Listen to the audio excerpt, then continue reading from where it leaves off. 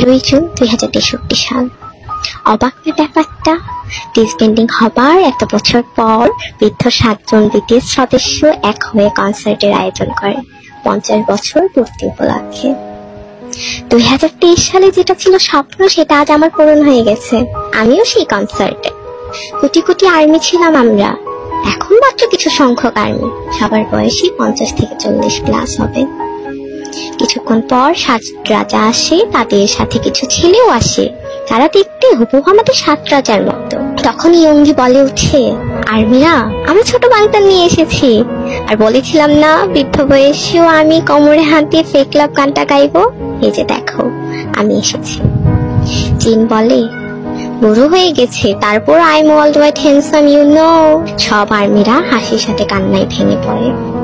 আমাদের ম্যাকমিলান বলে উঠে, তোমরা কান্না করো না, আমাদের কষ্ট হয়, ভালোবাসি তোমাদের অনেক, তাই তো দেখো এই বয়সে আবার এসেছি।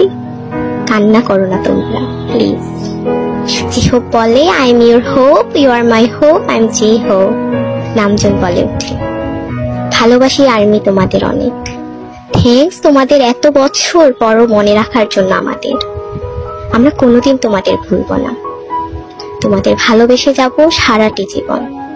আর্মি অ্যান্ড বিটিএস এর এই সম্পর্ক সারা জীবন থেকে যাবে।